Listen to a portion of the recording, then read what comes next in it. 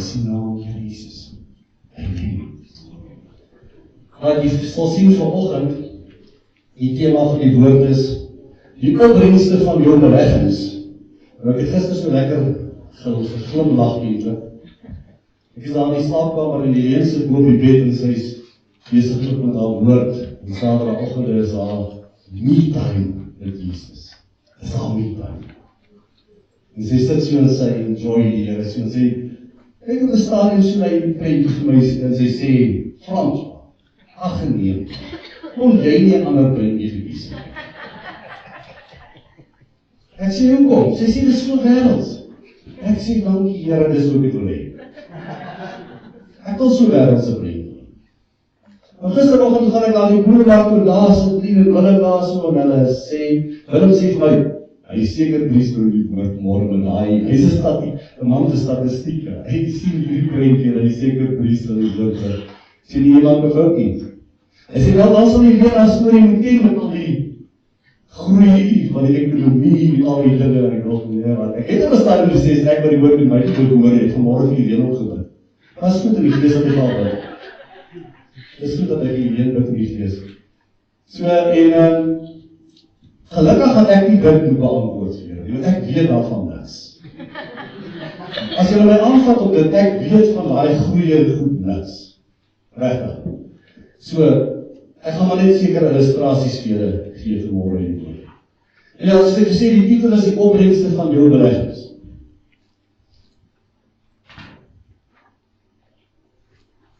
Ja, die Here wys my, toe ek voorbereid. Hy wys vir my 2 scenario's. Hy wys vir my beleggings wat ons in die wêreld het, en wat se opbrengste verlang ons uit hierdie beleggings uit, en hy wys vir my die belegging wat ons het in Christendom. En wat is ons opbrengs uit die belegging van Christendom? Hy gee my hierdie 2 scenario's. So gaan eers die gesels oor die wêreldse dinge, en dan gaan ek na die beleggings van Christendom te die geeste gaan ek dan julle bedien. En hoe is ons mense, allemaal van ons op die sit, en ek dink allemaal van ons kan maar vanmorgen sê, ek is nie so nie, maar ek dink dis in ons ingeplant, dat as ons in iets beleg, maak nie saak wat het is, dat ons groei sien, ons wil resultate sien, ons wil progress sien, ons wil prestaties sien. En as ons dit nie kan sien nie, en dit waar ons beleg, dan is ons so effens teleurgestel. Dan kom ons nie lekker dat wil, ne? We gaan 'n paar voorbeelde vir julle vanmorgen gee. Sê nou, jy het 'n paar randjies wat los. En jy wil nou in 'n bank gaan sit. Wat doen ons? Ons gaan na die bank toe, waar die beste rente-inkomste is op die bank. Nee, ek bedoel as hierdie bank jou 5% gee, en die bank sê jy gee 5%, dan is jy bereid om hierdie bank te los vir die 0,5% uit die. Dit is ons gesteldheid. Ons soek die beste. Soek ons. Nee, as jy in 'n beroep sit, ek bedoel, hierdie beroep bied jou dalk 'n medies, 'n pensioen, goeie salaris, bied jou bevordering, maar daai beroep sê vir jy is woensdag af. So waar is vraggies jy gaan aansoek doen vir daai job en wil woensdag af oploop? Jy soek die beste uit daai job uit. Jy wil die beste hê. Nee, dit is nie so nie. Ons kyk waar kan ons skoor, man. Ons kyk waar ons kan skoor. Nou kyk ons bietjie na polisse. Anniteite, sterftepolisse en spaarplanne. Ons soek 'n polis wat alles vat. Ek bedoel die ouens wat die voor my ondergesit, dan weet ek is die doodruk. Wat soek ons? Ek soek 'n polis wat my doodsdekking gee. Ek soek hy moet sommer kontant kan uitbetaal. Hy moet soos anniteit wees, man. Hy moet baie geld kan gee en ek moet die minimum aan hom kan sit. Hy premie was so klein is wat so is. Jy sien ek die TV. Hulle adverteer one life polisse. Jy gee R200, jy kry R10 miljoen. Jy sien? Dis sulke tipe goed wat ons soek, man. Ons soek daai polisse, ons soek daai goedes, né? Kom ons kyk bietjie na medies. Ek en die Leen het hier die begin van die jaar van ons seun François mediese soek en mediese uitgewee. Hierdie ene as 'n catching up. Hierdie ene sê, ons gee vir ons fertilisasie, daai ene sê ons betaal jou pille, daai ene sê jy soveel doktersafsprake kan jy gratis kry. Ons soek 'n hele package, man, soek dit net vir R1000. Daai wat is R4000 as jy alles wil hê, man. R4.000-5.000. Julle ons weet wat hierdie spitaal wat kos. So dit was 'n shopperry om die beste produk te kry, maar dis ons ingesteldheid, né? Ons het lang gevat, ek sê. Op 'n dag het ek moet opgegee, want ek kon dit nie kry sy my vriend. Ons kon dit nie kry. Motor. Broer sê na 'n kar gaan kry. En Johan het nog 15 kilos op 'n liter. 16 kilos. Diesel. Sy karretjie vir jou. Lekker net. Nie 10 of 8 of so. Ek kyk wat jy kan kry, want die ding moet dan ten minste 250 kilos in die kan ry. En wie jy 20 kilos op 'n liter gee, en al die kry en sê gesig so, jy weet, dis ook nie moontlik. Maar dis wat ons soek. Ons soek die beste uit hierdie kar uit. Ons soek nie sommer 'n minietjie nie. Dis 'n minietjie, wat ek van die koepers moet vat. Nie is. Ons soek die beste ding, né? Dan kyk ons byvoorbeeld na huis. Martie, jy sit daar hier vanmorgen, ek dink aan jou. Weet ek nie die ons huise gekyk en dan kom jy daar financiële vir jou. Dan staan hier die top van huis, dan sal die agent vir jou sê, meneer is die wonderlikste huis hier met baie moontlik hier. Daar is nie eens 'n woonstel nie, daar is nie eens 'n swembad nie, en daar is nie eens 'n sewende vertrek nie. Het moontlik hier meneer. Het moontlik hier in die huis. Nee, dis hoe hulle werk. En ons ouens soek hierdie huis in die beste buurt, met die beste potentiaal, wat vir die beste kan bied. Dis wat ons soek in, nee. Nou ja, elke liewe ding, waar ek en jy wil hê, nee, ons soek die beste daaruit, maar daar's positiwiteit, daar's voordele, daar's nadele. In hierdie belegging met iemand. Ongelukkig is dit so. Ek het nog bitter min mense in my lewe tegekom, wat het iets wil hê wat nie opbrengs vandag. Julle moes al gesien wat geld wil hê, waar jy aan gaan nie? Nee, ek het nog bitter min sulke mense in my lewe ontmoet. En baie keer gebeur dit, dat jy 'n belegging het, in die markte, en die dinge speel nie lekker saam nie, dan verloor jy. Hier in ons straat, daar oomie gebruik, en Marius en ek weet so, die praat maar gelukkig nie julle nie. Daar oomie gebruik. En hy is vellig gewees hier. Maar hy het, en ek het baie moet gesels daaroor, hy het baie geld verloor by iemand by wie hy belê het, en ek praat nou van miljoene, wat hy belê het, en hy sê, weggeskryf. Maar ek het 'n pad saam met hom gestap, ek het so 'n bietjie al die van gekeier en gesels. Ek het gesien wat doen hierdie teleurstelling. Ek het gesien. Sy lewe het net aangegaan. Die pad het geraak. Dit is die dieper in ons seer gemaak gewees, oor wat hierdie belegging in hom gemaak het. En hy, dankie Vader, het genoeg finansies gehad om daarna te kom aangaan, en het steeds goed gelewe, hoe ek dink hy nog 'n paar ander geld ook gehad. Dankie Vader daarvoor.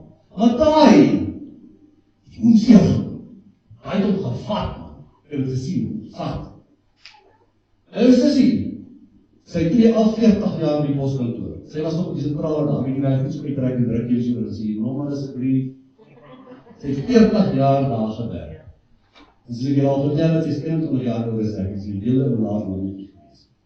As sy bel my dag, sy sê vir sy tree nou af, sy en alle tannies in die sentrale sê sy sê hulle nou hulle geldjies gekry, wat en ek moet sy nou geld? Sy sê, want hier in Ehrenburg, is daar by die oomblik, 'n skema. As jy al 100.000 rand gegee, oor 2 maande kan jy 200.000. Sy sê, daar's ontsettende goeie groei, daar's mense wat net so breed glimlag in die dorpie, wat baie geld gekry. En die mense naam, almal sal daar onthou as Big Sky of Blue Sky of iets maar. Sy sê, wat moet jy nou dat geld maak? Ek sê, luister dit mooi vir my. Ek dink nie, jy moet Big Sky doen. Ek sê, kom ek bel vir jou iemand, en dan belê jy jou geld. En ek bel nou Koen Olivier, nou mutual, sê Koen, dan gesels met my sussie, want sy het net jou pakketjie gekry, daar is nie 'n medies nie, daar is nie 'n inkomste nie, belê die geld vir as jy 'n maandelikse inkomste kan hê medies ook nie. En die Koen ry deur en hy gaan sien aan hy, doen die belegging vir haar, en sê, ek begin haar geldjies gemaak. So na 6 maande bel sy. Dis jy wat hulle nou gebeur. Hulle sit agter my, om die van my geld te gegee, maar ek het hulle gesê, nee, my geld is nou in die beach. Want hulle het geloof sy tree af. Ons het daar getak toe sy af te doen. Sy sê nie, hoe kan nie, wat sal my afgetrede en alles verloor. Die ding is nou op die rotse. Sy sê nie, hoe kan nie, moet nou koeksusters bak, om aan die lewe te bly. Ek sê, sien nie wat het gebeur. Dis die verkeerde belegging gewees. Sy iemand vertrou, wat hulle lewe stel. En so gaan het met wêreldse beleggings. So, al die goede wat ek hier uitgewys het, is dinge van die wêreld. Ons is verseker van niks. Jy kan vandag het, môre het jy niks. Sê ek vir julle, niks. Alles het voor en nadele, alles is 'n keuse. En partykeer vat ons maar 'n kansie. Kyk as die manne gaan 'n kans vat, die geldjies gaan nie baie plan nie, kom vat 'n kans. Sometimes you win, sometimes you lose. En ek vertel vandag, dis akelig om te lose. En ek sien jy glimlag, dis akelig om te lose. Wie van julle al geloose? Dan kom jy al op, jy kom so op. Dis akelig om te lose, man. Ons is nie gemaak om te lose nie. En dis ongelukkig, die mens sit ingesteld. Dis die mense ingesteld. Ek wil skool, ek wil die beste hê, ek wil die beste probeer doen. Dan kom hierdie van die wêreld, dinge van die wêreld, dan druk hulle hierdie mat, so onder ons heen, eenslag. Niks. En ek het bietjie gaan kyk, ek gaan nog 'n bietjie statistieke gee, maar moet nie aanval daaroor, jy is 2016 statistieke, ek kon nie die statistieke kry, maar ek dink is nog hoër vandag, die statistieke. Ek het hier gaan kyk na welvarende lande soos Amerika. Hulle sê, die mense in Amerika is ingesteld is, om die beste te wil hê, hulle wil die rykste ter wêreld wees, hulle wil shine voor die ander land. Dit is Amerika. Dit is hulle ingesteldheid, dit gaan so van geslag na geslag. Hulle wil ryk wees. Hulle staan daar. Hulle sê, indien die ingesteldheid verwagting of die expectation van 'n opbrengs tot 'n belegging nie realiseer nie, en nou se lewe nie, sê hulle, dan kom maar dinge in jou lewe in, wat jou affekteer, wat jou siek maak, wat jou moedeloos maak, wat jou moeg maak, want jy het nie die prestasie behaal, waarvoor jy gebaken het. Dan begin hierdie in jou te vat. Dis nie die ding wat in Amerika die meeste voorkom is depressie en angsversteurings. Maar nou vir julle sê wat die persentasie is. 19% van Amerika se volwassenes word geaffekteer deur depressie. 19% deur depressie. Hierdie ouens se expectations, se verwagting van die lewe, het nie gerealiseer soos dit moes nie. Dan val hy onder gat in, 'n put in, hy kom nie daar uit nie, hy kry depressie. Ek wil jou gou vertel van my. Ek het vir 3 jaar, het ek gehad, posttraumatiese stres en depressie. Dis 'n doodsgevoel, dis 'n doodslewe waarin jy val. Wil ek vir julle sê, daar is 'n idee. My goed was oorspruitend uit my polisiedaai gewees, waar ek betrokke was by baie moorde, ek was gijslaer van hom, ek was daar gewees, motorvoertuig ongelukke, ek het dode mense baie gesien. En na jare, toe begin hierdie goed na die oppervlakte toe te kom, want daai jare, het ons nie iemand gehad, wat vir ons kon berading gee, bevryding gee. Ek was ook nie 'n kind van die Here nie, hoor, ek wil dit vir julle sê. So, jy moes sterk wees daai jaar om hierdie goed te kon doen. Jy moes baie sterk wees.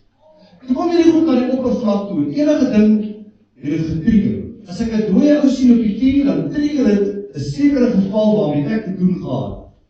Dit het my depressie begin. Dit het gemaak dat ek dood was binne. Ek vir 3 jaar so gesit en staar. En my sitkamer. Was my baie sleg gewees.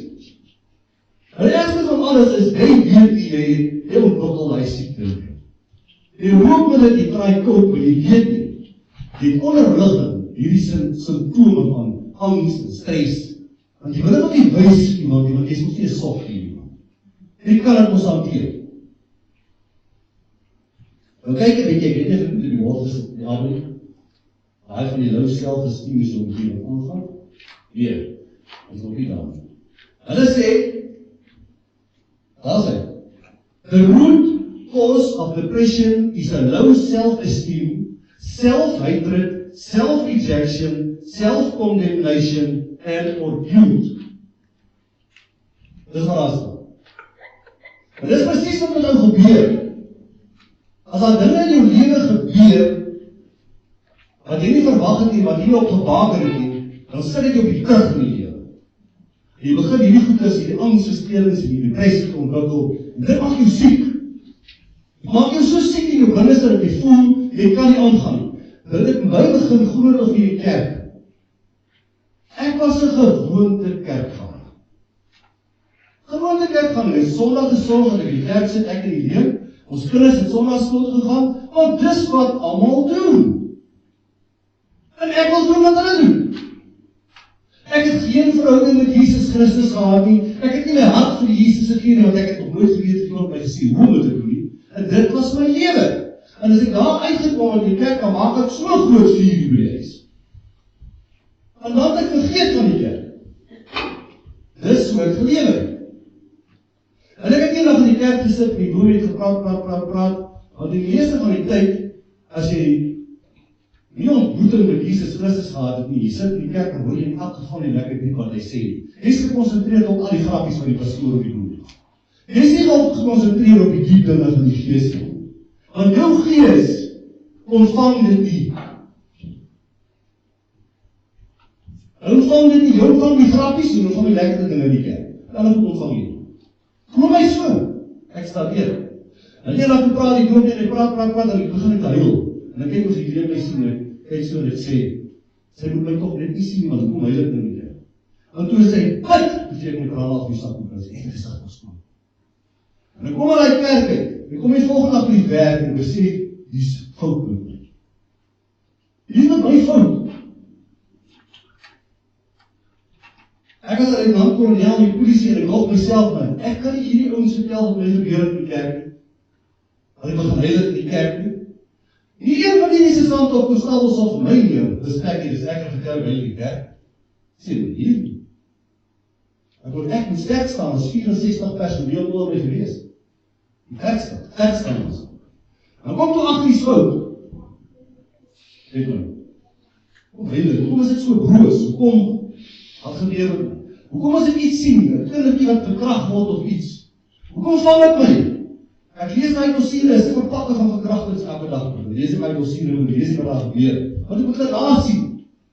Kom ek agter, ek kan nie goed nie handel nie. Hierdie goed klap, die gijslaars drama op in my lewe wat 20 jaar terug gebeur het, hierdie ding klap, daar waar ek in die veiligheidspolisie was, waar ek 'n halfdood gebeurd gekrap het ook, hierdie ons krap al my grensdienst eskapades ook. In die geval, dit trigger sekere goed in my liggaam.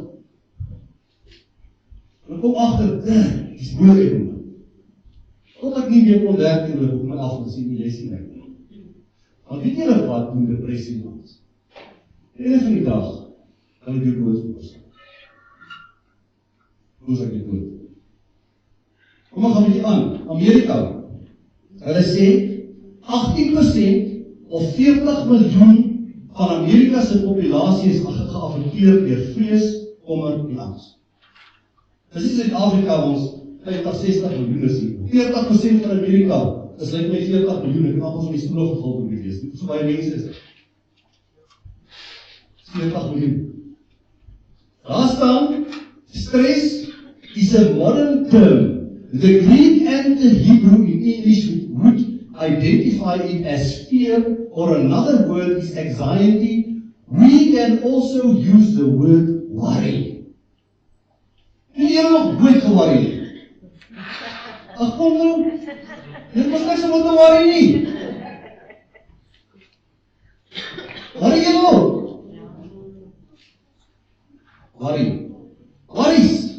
Worries maak ons so. Worries maak ons moedeloos. Laai smaak wat ons nie lus is vir die lewe, né?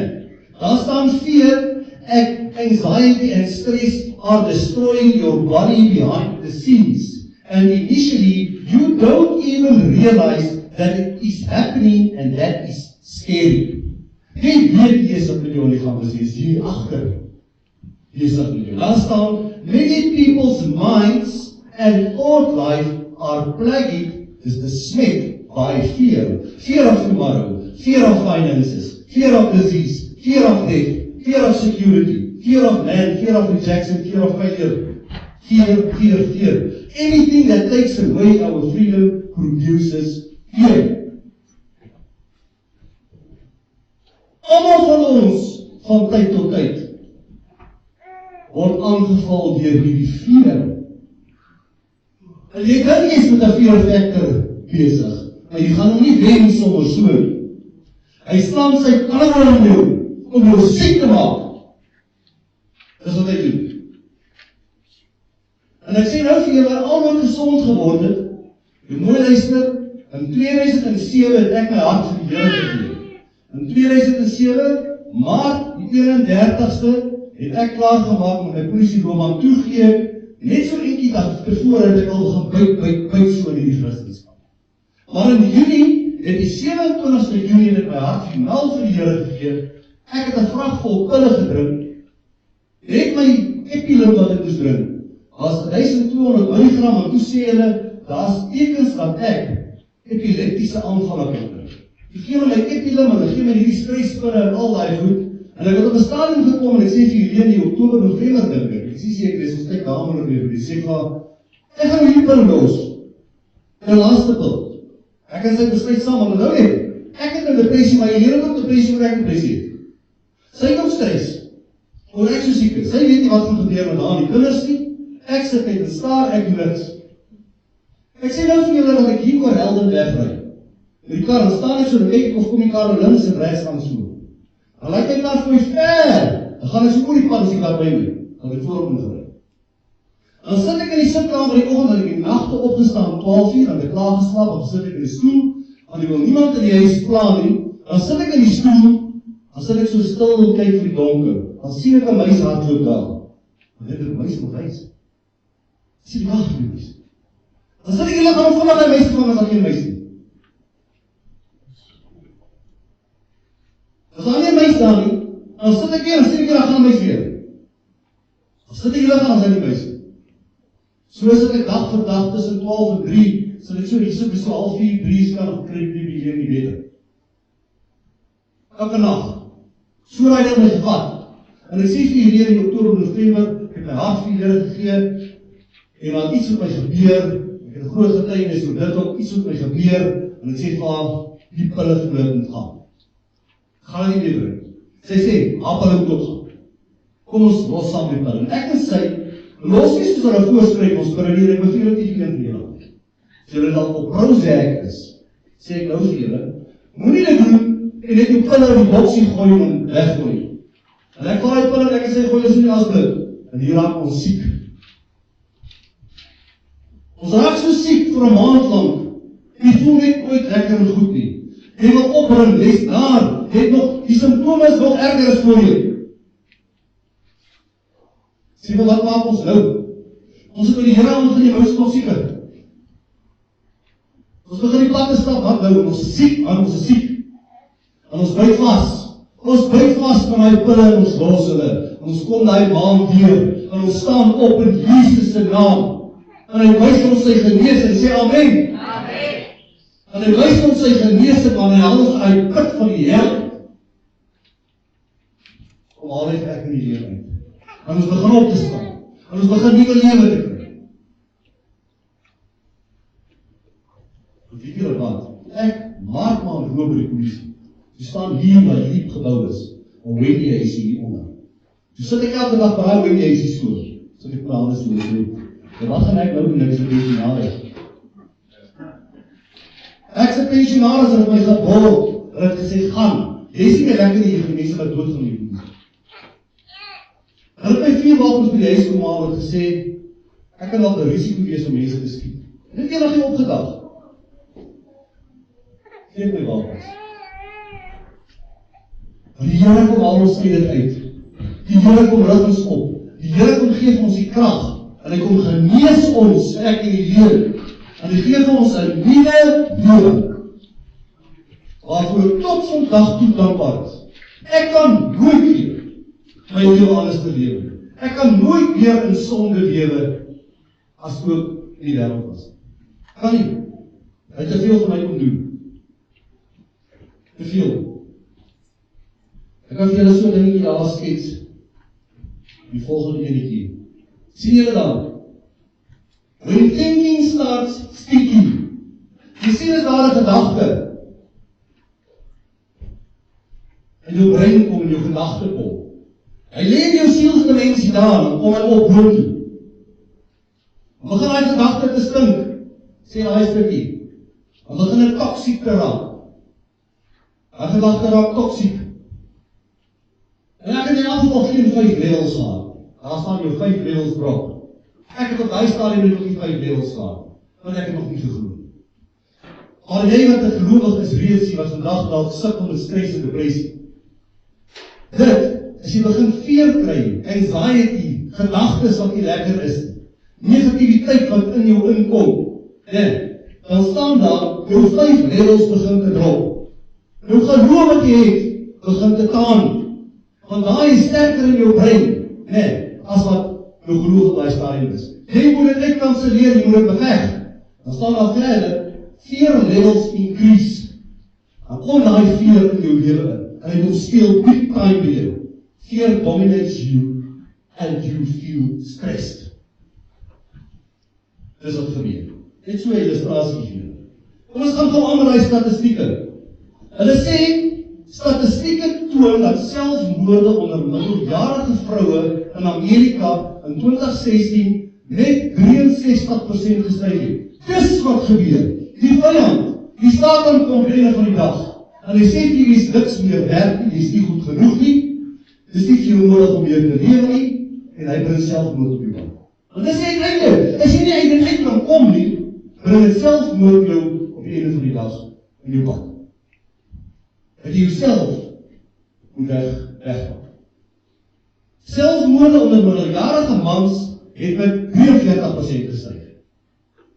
Meer vrouens as mans, Dan staan daar, 'n wêreldwye studie onder 90.000 mense het getoon dat depressie meer voorkom onder ryk lande as onder arm lande. Nou wil ek vandag vir jou sê, Suid-Afrika is 'n ryk land, hoor. Moenie dink dit is 'n arm land. Ons het alles heiliglik wat ons wil hê in die land. Ek en jy kry nog nie so swaar in hierdie land nie, ons is nog 'n ryk land. Geen Afrika. Jy doen dit self met die situasie. Dis 'n ryk land nog nie. Al gaan dit so met ons ekonomie, al gaan dit so met jou beursie, al gaan dit hoe, is dit nog 'n ryk land. Sit baie om voor dankbaar te wees. Daar staan, in the latest cutting edge medical research, 87 to 95% of all diseases have been traced back to what goes on in our thought life. Gaan kyk bietjie na die oorsprong van siektes waar het vandaan kom. Jy het nie aangesteek iemand nie, man. Jy kan ook griep aansteek iemand nie. Jy het nie aangesteek iemand nie. Die siektes sal ontstaan. Die siekte self, jou system is verantwoordelik vir die siekte. Wat kyk bietjie daarna. En ek wil vanmôre hierdie boodskap van bring na geestelike. Ons gaan 'n bietjie na gees, ons het genoeg in die wêreld nou gepraat. Ons het nou vanmôre gesien, dis wat die opbrengs, van belegging is in die wêreld. Maar kom ons kyk bietjie, wat is jou opbrengs van 'n belegging in Christendom, in geestelike? Is julle almal kinders van die Here wat hier sit? Almal van julle? Heel hoor min. Ja, weer. So praat net met Christene vandag nie. Praat met gelowiges in die sit. Almal van julle is. Dankie. As jy vanmôre vir iemand moet vertel, wat is die opbrengs van jou Christenskap? Wat sê jy vir jou? Wat kry jy in Christenskap? Sê gou vir my, dis so 3. Ek gaan nie sê jy is reg of verkeerd, nie maar nie. Sê vir my wat jy voel. Sê, as jy van my moet sê, dis my opbrengs en Christendom, wat jy sê, wat sê jy kom? Ek sê vir my, die vrede maak, die vrede self, om elke dag meer daar te wees. Die sin van aanval die tegenwoordig kom die eerste keer die in de Heilige Gees, dan werkt het dan ook allemaal. Prijs die Heer, nog iemand nie? Nog iemand? Nog iemand? Fantastisch, die allemaal is recht. Jy kan dan vanmorgen sê hier, jy dat sê, weet jy, die opbrengst van Christendom is een goeie gezondheid. Dit gaan op my finansies so, vanaf ek dit verlede geraak het. Gaan goed met my finansies. Ek is beseer. Ek het 'n werk. Dit gaan net kry met my. Ek wil vir jou dingetjie sê, as dit, wat ek hier moet, en ons hele voorspoed, om verseerd te wees, as dit, die opbrengst is wat jy verwag van Christendom, dan gaan jy so half teleurgesteld wees. Maar die ou wat vir jou gesê het, om die hart van die Here te gee, om 'n Christen te word, het dalk nie vir die waarheid vertel nie. Sy het jou net gesê, dis voorspoed my broer van die begin tot die einde, en ek nou vir jou sê, dat hy vir jou regtig nie die waarheid vertel nie, en hom gaan opsoek. Johannes 16:33 sê, daar staan, in die wêreld sal julle dit moeilik hê. Wie wil julle ervaar dit? Almal man. In die wêreld sal julle dit moeilik hê. Maar as jy geen agterna wat ingelas moet word daar. Daar staan, maar hou moed. Ek het die wêreld klaar oorwin. Sê Jesus. Amen. Ek het klaar oorwin, hè. Nou Christendom sien ons sien net maanskyn en rose nie. Ek het al baie Christene gesien wat geskei het. Mevra, hoekom? Ek het al baie Christene gesien dan is hulle besig hier in daarmee. Hulle kinders is in rebellie.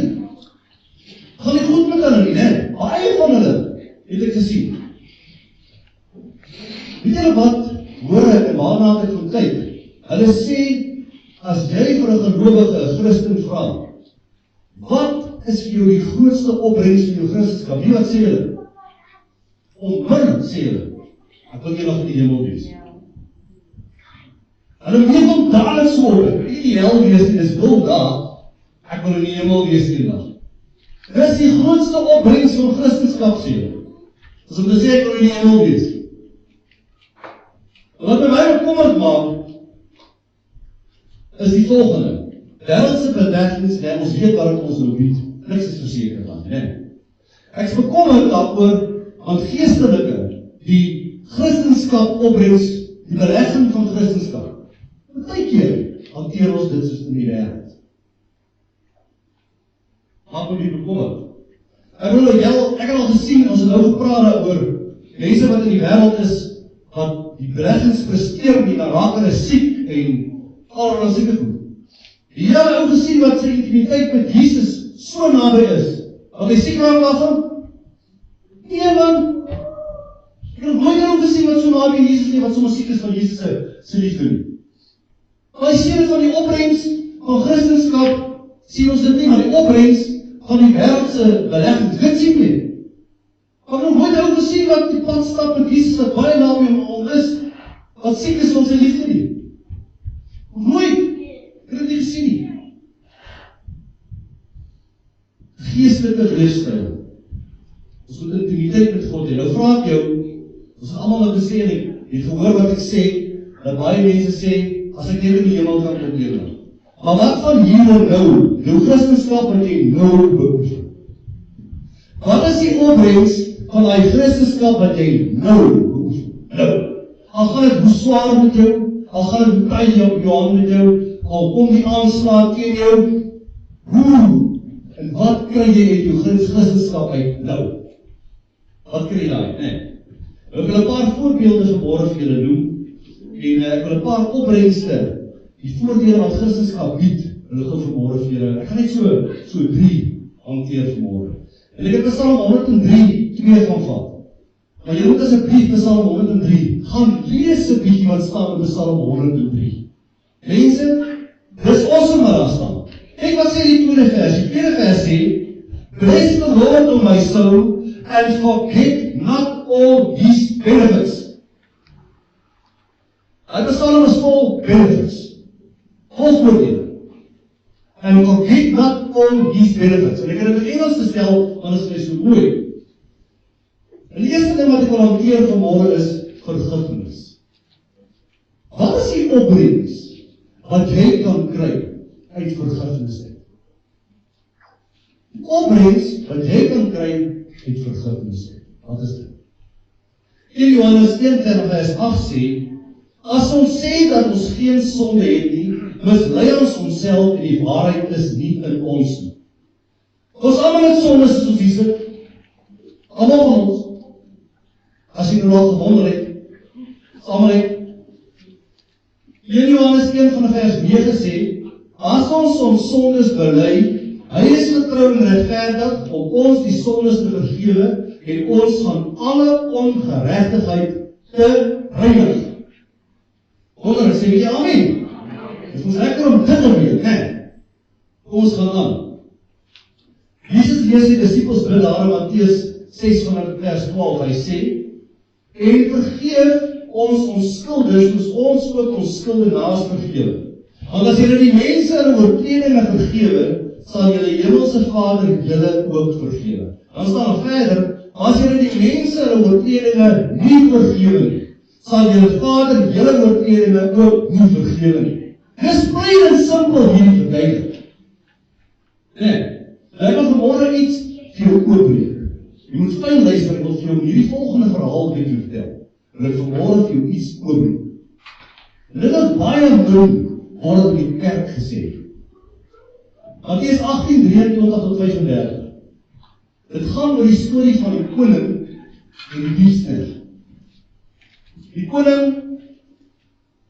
wat roep 'n sekere diefsneg wat hom 10.000 talente skuld. Ek wil net voor dit nou sê. Vanmôre bid ons dat onder ek kan hulle. Ons bid so dat die Here in stadium wag in my oë. En hierdie 50 sent, jy daar so op die straat. En die Here fokus my aandag op daai 50 sent. En hy kom bevestig net hierdie woord vir my, wat gaan oor geld en oor skuld, kom bevestig hy vir my tot daai 50 sent daar sien. En hy sê vir my, dankie Here, dat dit 'n bevestiging is vir die woord van God. Daar staan, dis die koning en sy diensneg. Hierdie sekere diensneg skuld hom 10.000 talente. Die ander vertaling sê, lyk my 10.000 talente was in die boerang. Ou vertaling sê 10.000 talente. En hierdie koning gee opdrag. Hy sê, vat sy vrou en sy kinders en sy besittings en verkoop hulle om die skuld aan my te betaal. Hierdie diensneg gaan. En hy val voor die koning neer. En hy smeek om, hy sê, asseblief, ek het nie die geld nie, en moet dit nie doen nie. Daai koning kom, en hy spreek hy man vry, hy maak sy skuld, hy verklaar dit nietig, hy sê, jy skuld my niks meer nie. Daai diensneg staan daar op, en toe hy buitekant kom, toe sien hy 'n ander diensneg, wat hom 100 pennings skuld. Hy gryp hom aan die keel. Hy sê, soek my geld. Jy skuld my geld. Daai diensneg gaan. Hy val voor hom neer. Hy sê, vergeef my. Hy sê, pak hierdie man, gooi hom in die tronk. Sê vir hom. Net so. Daar was ander diensnegte wat op gesien het.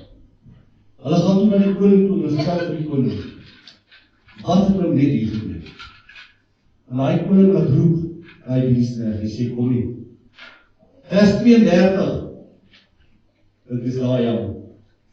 Hy koning sê vir hom, in vers 32, jou slegte diensneg. Jou slegte diensneg, sê vir hom. Vers 33, moes jy nie jou medediensneg ook barmhartig wees, soos ek jou ook barmhartig gewees het nie. Vraag jy, vraag net dit.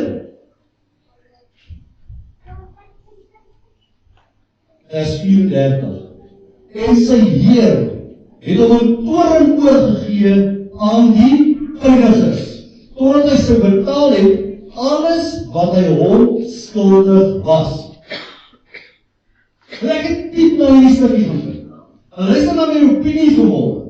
Luister na my opinie vanmôre. Ek sê, as daar sonde is, hier staan sonde. Wat is gekoppel aan sonde? Straf. En, as jy sondig, moet jy verwag om 'n straf te kry. Amen? Want daar staan tot in die woord, sonde kan tot lei tot die dood. So jy moet verwag as daar sonde in jou lewe is, moet jy kan verwag om straf te kan kry daarvoor. Right. Mits jy iets doen. Mits jy dit bely, mits jy vra vir vergifnis, mits jy dit nie weer doen nie, dan word hy sonde van jou afgewas, word van jou verwyder so ver as die ooste van die weste. Mits jy dit doen, right. Die toren, die koning het hom in toren oorgegee. Jy gesien wat met ons ouens wat in die wêreld is? Breek ons toren? Is ons toren regverdig? Nee, maai jou nou af, man. Is ons toren regverdig soos God se regverdigheid? Nee. Dis nie so nie, dis 'n groot verskil. God se toren is heilig en altyd regverdig. Wat in ons is ons kwaad is, en ons heilig op is ons kwaad is. My broer, ek sê vir jou, party moet maar die oor toedruk. As jy geen heiligheid is, jy kwaad is. En ek, maar die oor moet maar toegedruk word, wat die ander toch nie moet hoor nie. Die toren van God is vreesaanjaend en verskriklik. Slegs diegene wat deur die bloed van Christus beskerm word, die bloed wat aan die kruis vir ons gestort is, kan die verseker hê dat God se wraak nooit op hulle sal neerkom. Daai bloed, as jy in Christus is, as jy in intimiteit met hom is, as jy regverdig lewe, omdat jy weet, sy bloed sal jou beskerm, En wat het hier gebeur? Ons kyk hier wat het gebeur. Die koning was barmhartig teenoor die diensknegt, die medediensknegt was nie barmhartig, Die diensknegt was nie barmhartig teenoor sy medediensknegt, dis wat daar gebeur. Toe gee die koning op oor aan die pyniges. Wie is die pyniges? Wie is die pyniges? En ek het gaan kyk en ek het ook vir jou vandag, Corina, pyniges is torturers in Engels, torturer, jy seer, pyniges om jou seer te maak, En soek ons dit, Washlokufatsi. Dis die pyniges, waarin wat jou oor aan hulle.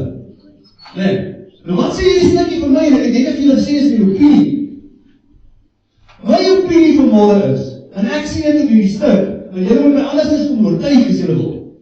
Ek sê, dat onvergewensgesindheid is 'n sonde. Dis 'n sonde. Ek sien dat onvergewensgesindheid is 'n sonde. As jy nie kan vergewe nie, gaan jy oorgegee word aan die pyniges, aan die torturers, aan die Washlokufatsi. Want dit is 'n sonde om nie te vergewe. En dis wat ek jy wil oopbreek vanmôre. Jy dink, as jy kwaad is iemand in jou lewe, gaan maar net aan. En jy gooi so vinnig 'n skietgebed op en sê, Here, ek vergewe hulle, ek wil niks teen hulle nie. Dan dink jy, is fyn. Ek sê altyd, vergifnis loop hand in hand met versoening. Jy moet try om te versoen hom. As iemand jou kwaad gemaak het, gaan sien hom, man. As hy beskikbaar is en hy is naby, gaan sien hom, praat die ding uit. Versoen hom. Jy sien, ons geestelike belegging in die wêreld, die geestelike beleggings is presies dieselfde boei met keer as die wêreldse beleggings. Dan vra ons om mekaar, hierdie pyniges, is dit nie al siektes? Is dit nie al goed dat ons pad kom, dat die Here toe is vir ons? Is dit nie al die deurbrake in ons lewe? Hierdie pyniges, wat is dit? Aan wie ons oorgegee word. Hierdie verhaal is eintlik 'n verhaal van die koning is eintlik Jesus. Die dienaar is eintlik ek en jy. Daai verhaal gaan lees 'n bietjie diep. Dis nie die koning nie, dis nie koning Jesus. Daai verhaal, nee. Die koning, Jesus, het daai dienaar so lief gehad, dat hy sy skuld afgeskryf het. Sê bereid om mense se skuld vandag af te skryf? Sê bereid om totaal en al mense se skuld weg te vat? Dink 'n bietjie daaraan.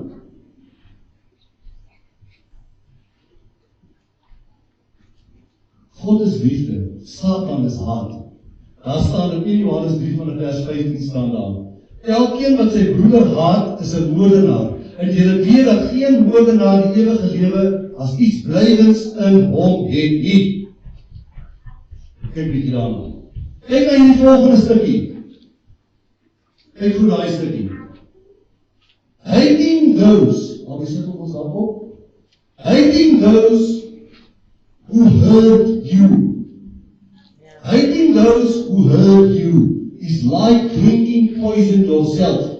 Jy drink daai poison om dood te maak. Jy jouself doodmaak.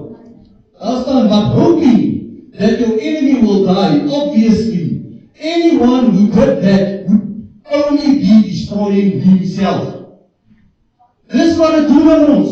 Ons raak vergiftig en ons gaan dood daarvan. Daai ander gaan met sy lewe aan. Ek gedink jy gaan hom doodmaak met jou gif. Jy jouself doodgemaak. Met jou gif. Jesus dag deel vandag uit wat hy sê.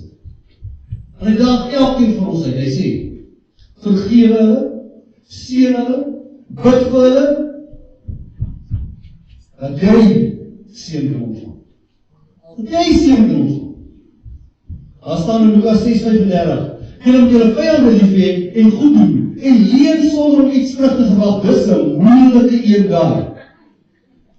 En julle loon sal groot wees, en julle sal kinders van die Allerhoogste wees, want hy self is goede tieren oor die ondankbares en slegtes.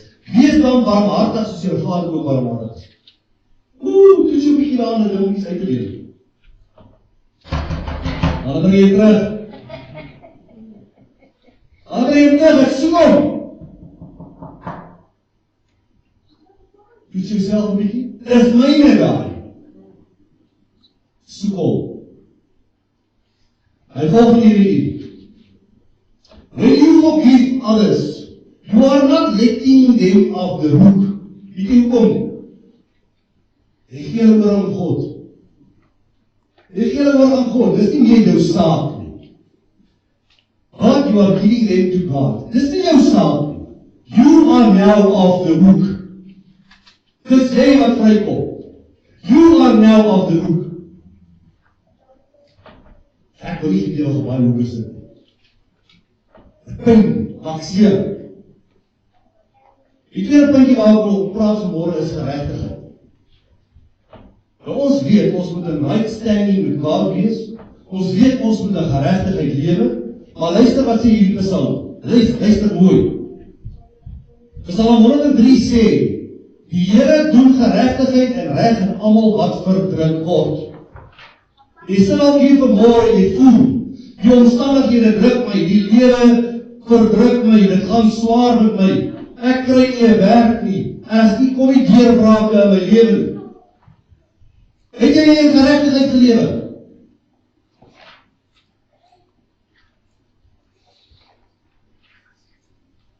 Daar staan, geregtigheid is die vermoë om reg te laat geskied aan ander. God sê dit, hy sê, geregtigheid is die vermoë om reg te laat geskied aan ander. En hy sal dit doen. Jesaja 61:8 sê, want ek die Here die reg lief. God sê ek het die vermoë om reg te laat geskied. Hy sal reg laat geskied. Maar wat maak jy? Ons wil reg laat geskied.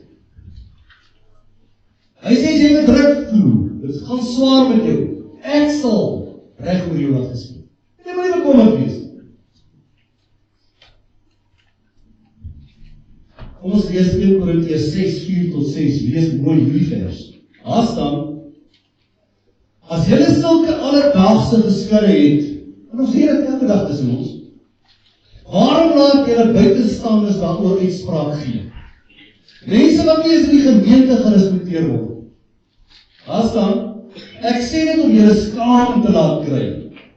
Is daar dan regtig niemand in julle gemeente wat oor genoeg wysheid beskik om oor verskille tussen julle te beslis nie? Maar nee, as gelowiges daag julle mekaar voor die hof en dit voor ongelowige regters.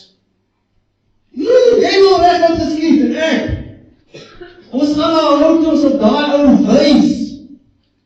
Wat gaan ek met hom doen? As nie is iemand in jou gemeente waar hy dit kon uitsorteer nie, maar jy gaan na iemand anders toe, waar buitekant dat 'n ongelowige regter is. En ek is eerlik, die keer wat begin my deesdae te gaan. Ek staan op 'n besigheid, ek is ook 'n boukontrakteur en ek staan op besigheid vandag en ek kan kies wie my kliënte moet wees. Maar partykeer is dit teen my geheim vir ongelowige te werk. Sê dit vir julle nou. Ek kom by 'n ongelowige en ek praat anders en ek doen dinge anders. Dis my sleg partykeer om vir daai te sê ek sien jou kwotasie gee en hy aanvaar my kwotasie. Sleg partykeer. Jy sien, die opbrengs van geregtigheid in die wêreld is, luister mooi wat is die opbrengs van geregtigheid in die wêreld is. Die opbrengs daarvan is, ek sal jou wys, wie se baas. Man, nie met my praat, die praat my probeer. Dis hoe ons praat, dis hoe ons geregtigheid moet laat geskied. Ek sê jou dagvaar. Ek sê jou dagvaar, man. Jy sal my nie weet. Dan sien ons hierdie ongelowige regters om ons saak met ons te beslis. Ons vergeet wat sê die Here in Psalm 103. Ek sal vir jou wat verdruk word reg laat geskied. Ek sal dit doen. En as dit nou oor vergifnis gepraat, as jy deur daai hele ding deurgegaan het, dan is dit is die opbrengs van 'n belegging. As jy dinge reg hanteer het, sê dit in Psalm 103, ek sal vir jou reg laat geskied. Jy het nie nodig om iemand anders te gaan. Ek sal dit vir jou doen. Want jy staan in right standing met my. Jy is in right standing met my, man. Die opbrengs van geregtigheid in die wêreld is baie keer om dit te koop. Ek moet daar, jy is 'n kontrakteur. Ek werk nie vir die staat. Ek speel, ek werk vir die klein broodjies hier by die huise. Ek is tevrede. Ek hoor by baie groot kontrakteurs. Hulle moet hulle werk koop. Anders kry hulle nie werk nie. Hulle moet onder die tafel ietsie gee. Dan kry hulle. Ek weet nie. Hoor dit. By baie staatstenders en goed hoor ek hierdie ding gebeur. Dit is wat korrupsie, omkoopgeld, dit is wat in ons land gebeur tans. Al die bedrog wat tans. Dis omdat mense hulle eie geregtigheid wil hanteer. Hulle gee nie vir God oor. Hulle wil die geregtigheid self vat en hanteer. Kyk wat sê Jeremia 9:23. So sê die Here, laat die wyse hom nie beroem op sy wysheid nie. En laat die sterke hom nie beroem op sy sterkte nie. Laat die ryke hom nie beroem op sy rykdom nie. Jy dink jy het baie geld om geregtigheid te laat sê vir soos jy dit wil hê. Jy dink jy het genoeg wysheid om dit te doen. Hoor wat sê die Here in vers 24. Maar laat hy wat wil roem, om hierop beroem, dat hy bestaan in my ken. Hy sê ken my. Hy sê dat ek die Here is wat goed en eerlikheid regtigheid op die aarde doen. Maar in die dinge het ek 'n behaag vir die Here. Die Here sê jy kan wat doen wat jy wil om jou geregtigheid te laat sien hier op jou terme. Hy sê ek is 'n beheer. Ek sal geregtigheid laat sien vir soos ek dit wil. Soos moet ons nie steur in die korrupsie in hierdie land nie, aan die bedrog nie. God is 'n beheer. Hulle wat dink, hulle kan geregtigheid op hulle terme laat geskied. God is 'n beheer van die geregtigheid. En hy sê, dan voel jy vanmôre wat jy sit bedruk. Sê, ek sal reg oor jou laat geskied, want ek sê die Here die verhoog. Amen. Hy die verhoog. Spreuke 21:3 sê, Om geregtigheid en reg te doen is vir die Here verkiesliker as offers. Amen? Om geregtigheid en reg te doen. Jy moet geregtigheid doen. Dis verkiesliker as offers. Jy hoef niks hier te gooi vanmôre nie, om te dink jy kan die Here omkoop met enige rand van nie. Niks. Dis vir my verkiesliker dat jy geregtigheid reg doen as jou offer aan uit. Sê. Nou die gawe van geregtigheid is die Gees van Jesus Christus. As jy die Gees van God in jou het, my broer en suster, sal jy in geregtigheid wandel. Jy sal nie val om enige omkoopgeskenk te aanvaar. Jy sal nie compromise vir die lewe nie. Want hy sy Gees in jou, en sy Gees gaan dit nie vir jou sê om te doen. Vergeet het. Kom ons kyk weer na Psalm 103:6. Daar staan, die Here doen geregtigheid en reg aan almal wat verdruk word. Jy sal ook vanmôre hier sê, jy sê, jy voel nog verdruk. Jou besigheid gaan dit nie goed. Die opbrengste uit jou wêreldse beleggings gaan nie goed daar nie. Jy voel vanmôre, jou Christenskap, jy kry niks daaruit nie. Hoekom dien ek die Here? Dat loop nie soos ek dit wil hê nie. Maar ek moet sterk staan in hierdie wêreld. Hy het gesê, Here sal dit nie maklik nie, jy gaan dit moeilik nie. Here het vir twee beloftes vanmôre. Twee beloftes. En die eerste belofte is die belofte van genade. Die belofte van genade, daar staan in Psalm 103:8. Barmhartig en genadig is die Here, lankmoedig en groot van goeie eerlikheid. Daai koning was genadig teenoor daai diensknegt. Ek vat julle weer terug na die oorspronklike verhaal toe wat ek julle vertel het. As jy barmhartig en goedertierig is en genadig teenoor ander is, sal God genade teenoor jou betoon.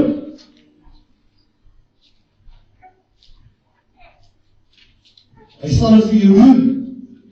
Hy sal dit vir jou doen. Hy het compassion vir jou. Hy is lief vir jou. Hy sien jy stap die pad met hom. Hy broer, jy moet opoffer. Jy moet opoffer. Jy moet nie oorsit nie. Hy sal dit vir jou doen. Die tweede belofte is 'n belofte van begrip. Dink julle God het nie begrip nie? Dink julle hy verstaan nie? Al die sondes wat ek en jy gedoen het? Dink jy as hy kom en jy vertel die storie, jy sê ek is jammer, ek wil lê my sonde voor u vanmôre. Ek is jammer, ek het dit en dit gedoen het, maar jy het dalk gedoen, jou hart is oop voor hom en sê, hoekom jy dit gedoen het? Dink jy het nie begrip daarvoor nie? Ek begrip. Daar staan in Psalm 103:11. So hoog as die hemel is bo die aarde, so geweldig is sy goedertierenheid oor die wat hom vrees. Daar staan vers 12, so ver as die ooste verwyder is van die weste, so ver verwyder hy is ons oortredinge van ons. Soos 'n vader hom ontferm oor sy kinders, so ontferm die Here oor die wat hom vrees.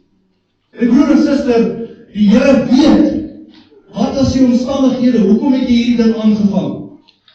Hy weet het. Hy begrip daarvoor. En hy is bereid om jou oor te sien. Vir dit. Hy sê God wat jy sal oorsien. Hy het genade vir jou en hy begrip die omstandighede. Jy moet dit weet vanmôre. Die derde punt waarmee ek wil afsluit vanmôre is, die opbrengs van 'n geestelike belegting is vreugde en geluk. Nie geluk nie, net vreugde. Ek wil hoor wat sê. Die opbrengs van 'n geestelike belegging is vreugde. Nou is een wat ek nie kan verstaan nie, ek gaan dit sommer reg vir julle vanmôre sê. Hulle sê, hier is daar op 'n stuk, hulle sê, 'n Christen, 'n gelowige, man, hy weet goed om hy hoe. Dan ek net nie sleg van hulle. Maar hy weet nie om joy en om te hê nie. Hulle kom aan die kerk en almal so, dit pek lang gesig. Dit pek lang gesig. Hulle kom aan die kerk en so. Hulle het nie joy nie, die Satan kom steel jou joy. Hy kom steel jou vreugde in die lewe. Dis wat hy kom doen. God wil hê ek en jy moet vreugdevol wees. Wat beteken vreugdevol? Jy moet vol wees van vreugde. As jy nou instap, moet jy vrede hê. Wie van julle sit hier, wat jy dink die Here nog nie jou sonde vergewe nie? Sê maar praat as jy dink die Here die sonde by jou nog nie vergewe nie. Nou ja, as 'n maklike manier, ek het al vir die nagesin as ek sê nou vir jou, die meeste van julle, die sit vanmôre, maar sondes in jou lewe, wat die Here al reeds vergewe het. Die probleem is, jy jouself nie vergewe nie. Dis die probleem. Jy kan jouself nie vergewe nie. Die Here wil vir jou vanmôre sê, as hy jou sondes vergewe, moet jy bereid wees om jouself om te vergewe. Ek wil vir jou sê, almal van julle wie se sondes al vergewe is, geef ons rede om joy te hê. Ek bedoel man, stap hier met 'n smile, en sê jy is 'n bloedgewaste kind van Jesus man, my sonde is skoon en afgewas gewees. Maar wie is die probleem? Ons bly so in sonde, maar dat ons nie die joy kan hê. Dis die probleem. Daai stuk in die woord wat sê, ek sê jou sonde is kwytskelder, is vir jou skoon was van jou sonde, agterna staan daar, moet dit nie weer doen nie. Dis ons grootste probleem. Ons doen dit oor en oor en oor. En ek wil vanmôre vir jou sê, kry uit vir daai sondes. Moet dit nie weer doen nie. Dan gaan jy met joy hier kan instaan. Jy gaan met joy hier kan instaan. Jy gaan 'n glimlag op jou gesig hê. Kan jy dit reg 'n bietjie so te maak? Dis lekker om so te maak. Ek wil wat sê Townsend. Daar staan. Most Christians are not joyful persons because they are not holy persons. Ons het nie heilige leefstyl in die eerste plek. Ons spreek dit nie na nie. Dan gaan hy verder en sê, and they are not holy persons because they are not filled with the Holy Spirit. As jy bly sonde doen, dieselfde sonde oor en oor, dink jy die Heilige Gees daar het toe, en hy bly steeds in jou? Jy beproef hom. Dan staan maar verder, gaan terug as ek die Albie. And they are not filled with the Holy Spirit because they are not separated persons. Ons het 'n verantwoordelikheid om na te doen die Here. Ons leefstyl moet van so aard wees, dat ons 'n verantwoordelikheid wat ons moet maak. Dis wat ons moet doen. Alright, die opbrengs van wêreldse beleggings is geluk. Nou kom 'n bietjie by geluk uit. Dis die opbrengs van 'n wêreldse belegging wat jy gee, geluk. In my jare 80's, ek was 'n polisieman gewees, in die beginjare was ek by die narkotika beroep, was steeds in die uniform tak, en dis na die narkotika beroep toe, dit is die standaard takke daar in die ou jare. En ek was al Pittsburgh vir 'n tyd gewees, en ons het met Lagga en Wellings en sekere tipe van goed gewerk. Daar was nie baie Wellings in daai jare nie. Het was bekend dat mense in Wellings gebruik, was nie so beskikbaar gewees as vandag. Die crack en die heroïne en al daai snaakse goed. Daai jare was dit iets skaarser gewees. Elke jaar, by Pittsburgh, daar's 'n plaas daar buite genoem Rustless Valley. Wie julle ken dit? Rustless Valley. Dan kom die hippies daar by mekaar. Ek is bly ek kon sien hoe die hippie era, ek kon sien hoe dit gelyk. Dan kom maar hippies op daai plaas. Dan begin hulle dit Wellings te gebruik, en hulle dring mans en vrouens teenoor mekaar, en hulle slaap by wie hulle wil, en hulle is net happy. Hulle is net happy. Dan kyk op broers die van die hippie sê peace, en jy sê love. Is hy man happy? Peace, love. Maak jou happy. Dan gaan ons maar arresteer ons hierdie mans en vrouens daar vir die dale wat daar doen, en ons sluit hulle toe in die Hofmans en sê, volgende jaar as hulle weer daar doen precies dat. Ons kon nie tot hulle deel. Want kyk, die hippies wil net happy wees. Dit hier nie lang nie, net een naweek, hulle happy van hulle happy wees. Vandaag praat ons van New Ages. Die New Ages laat die self te doen. Geluk, wil net happy wees. Wil net peace hê. Alles is peace en liefde en happiness. So, dit was nogal 'n ervaring vir my gewees vroeg in my lewe. Hulle sê geluk is gebaseer op gebeure. Geluk gaan nie na jou kant toe kom nie. Jy moet geluk gaan soek. Ek bedoel, jy moet die ticket gaan van die lotto invul, man. Niemand kan weer sê die lotto gaan nie sê die ticket invul. Dit is nie prijs crazy. Jy moet die ticket gaan invul. Jy moet hom in elk vorige keer speel. Dan gaan jy die lotto wen. En weet wat, gaan lees 'n bietjie na statistieke van die lotto. Gaan kyk 'n bietjie. Is tydelik, man. Al die ouens sê hulle praat aan.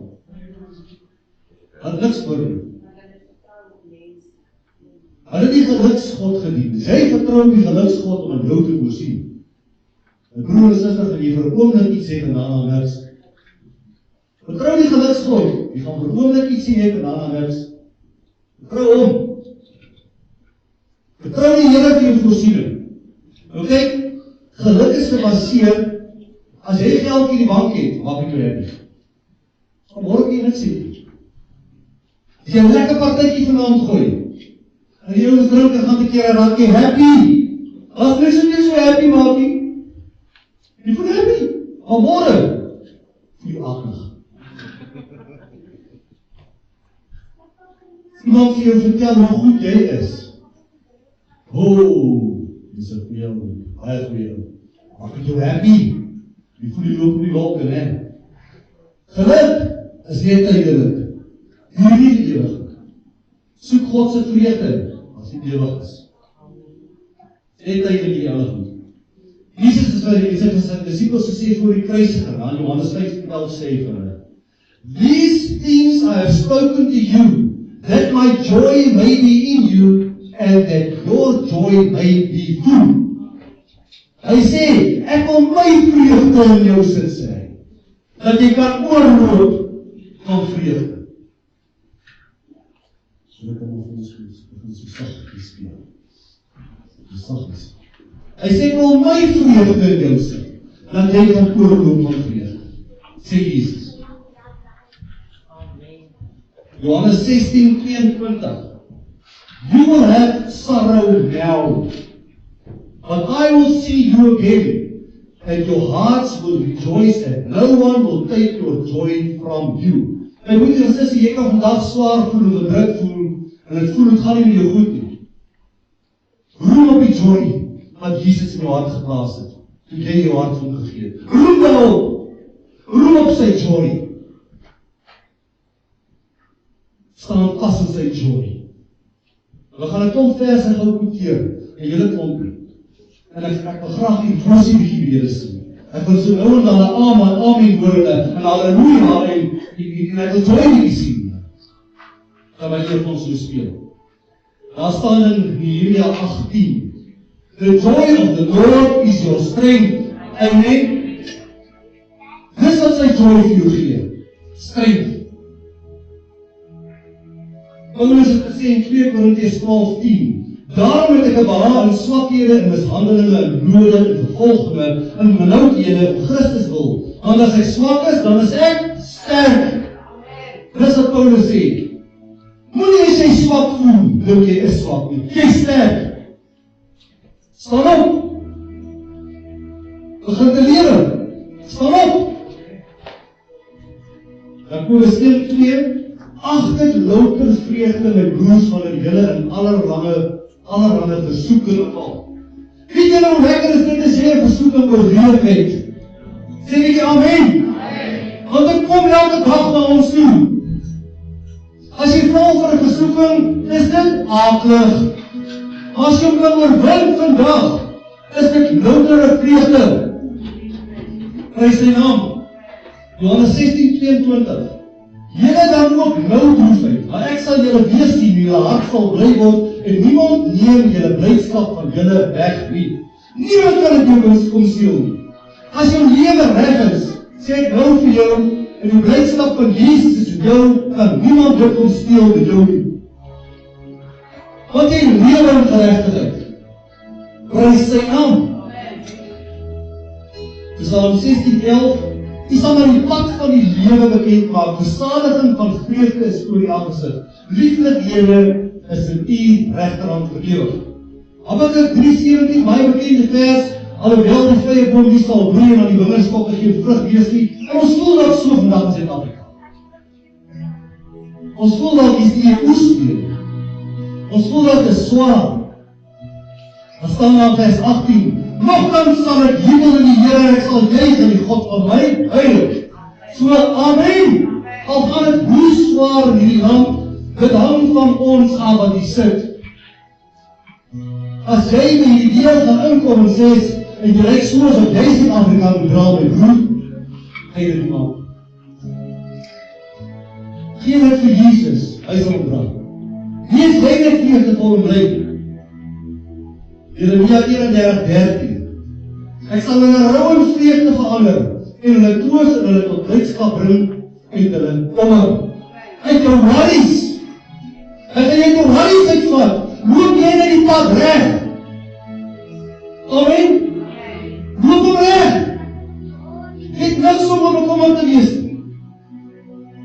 Want in 16:20, voorwaar, ek sê vir julle sal ween en rou bedryf, maar die wêreld sal bly wees. Die wêreld sal bly wees as jy hartseer is. As hy sien, hoe trane het jy in jou oë, sal die wêreld bly wees. Hy sê daar, ek en julle sal bedroef wees, maar julle droefheid sal in blydskap verander. Moet jy nie die wêreld steur. Hebreërs 1:9, die het geregtigheid liefgehad en ongeregtigheid gehaat, terwyl ons praat. Daarom het o God, u gesalf met vreugdeolie bo u metgeselle. Geliefde wat ek doen vanmôre.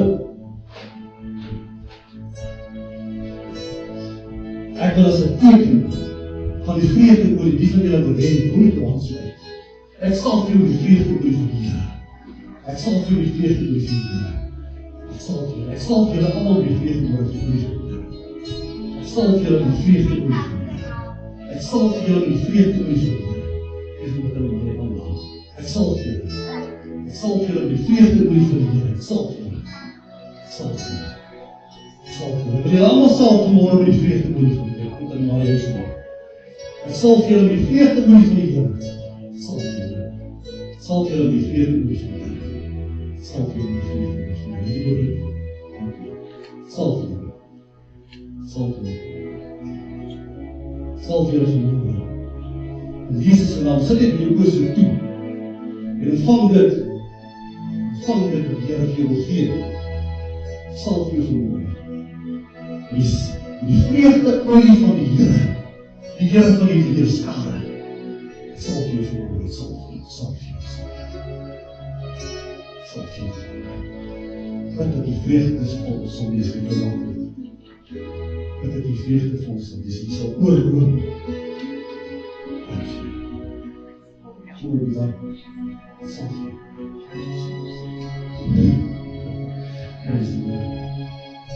Sal vir jou die vreugdeolie van die Here. Sal vir jou die vreugdeolie van die Here. Sal vir jou. Weet ek wat jy sal vir jou? Jy sal vir die vreugdeolie van die Here.